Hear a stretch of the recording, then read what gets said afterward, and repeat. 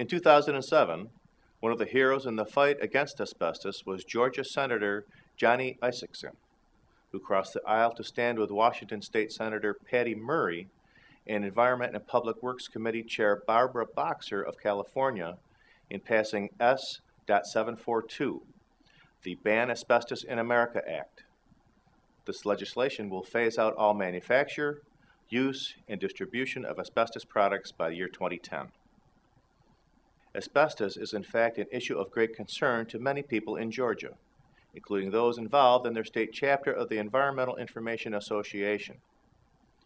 This group regularly provides information on asbestos management, abatement, and disposal, including a list of authorized disposal sites and education on the state's geology and how that relates to naturally occurring asbestos in the southern Appalachian region. Geologically, the Appalachians are a very old range in comparison to the Cascades of the Pacific Northwest, dating back some 300 million years. Like most continental mountain ranges, they were caused by the collision of the Earth's tectonic plates. As a result, the rock was subjected to incredible pressures and temperature extremes, ideal conditions for the formation of asbestiform minerals. As a result, there are many deposits of naturally occurring asbestos in the northern part of the state. Most of these are located in the northwest corner of Georgia near the borders of North and South Carolina. From there, these asbestos deposits run in a southeasterly direction through the Atlanta metro region and onto the West Point Lake area. According to geologic maps, there is also an outlier deposit located near Milledgeville, about 50 miles northeast of Macon. On a geologic timescale, the 200 years of the industrial age is no time at all. Asbestos has been used in Georgia's industries as long as anywhere else, and is found in the same types of industrial settings and public buildings. Specific locations include the power plants in Cartersville, Rome, Macon, and Waynesboro, the U.S. Army base at Fort Benning, and the Atlanta Journal building. One major corporation that has been found liable in a great number of asbestos cases is Georgia Pacific, based in Atlanta. In addition to building materials that contained asbestos, Georgia Pacific has also operated paper and pulp mills. Paper manufacture involves the use of drying felts, which contained asbestos and which were frequently fixed in place using asbestos-containing adhesives. Georgia Pacific was among the many corporations that were behind the FAIR, or Fairness and Asbestos Injury Recovery Act, put forward by Pennsylvania Senator Arlen Specter, which died in committee in the year 2006. This law would have denied asbestos victims the right to sue corporations for their injuries while shielding those same corporations from liability.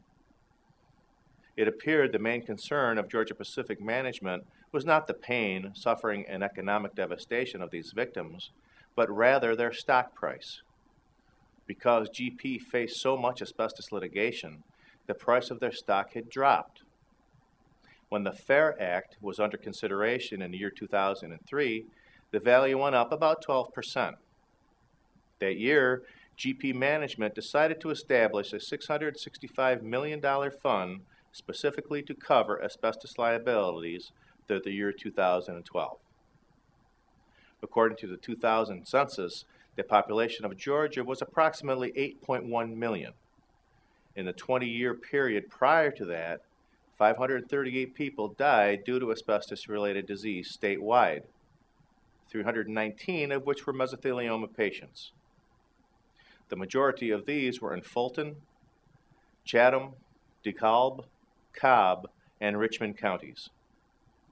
Although North Georgia County was spared, predominantly rural counties such as Fayette, Murray, and Worth had only single fatality each.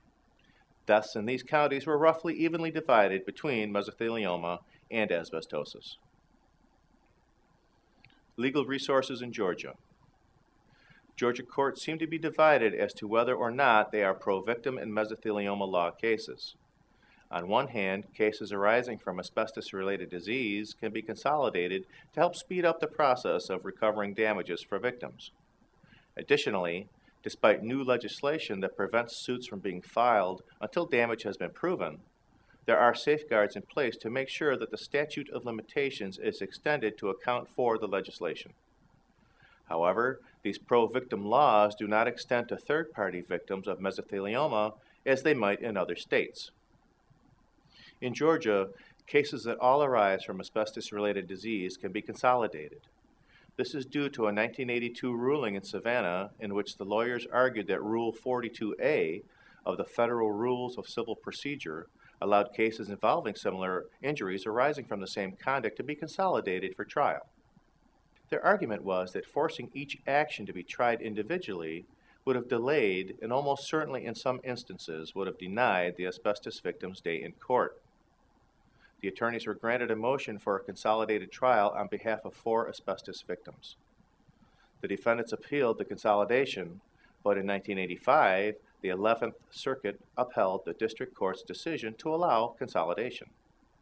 This was an important ruling for Georgia as well as for other states because once the court established a precedent for Rule 42A consolidation, motions to consolidate asbestos and mesothelioma cases were filed in a number of jurisdictions. This pro-victim legislation was balanced with somewhat anti-victim legislation in 2005 case of CSX Transportation versus Williams. In this case, it was determined that CSX Transportation was only responsible for mesothelioma damages to those people who were actually employed by the company.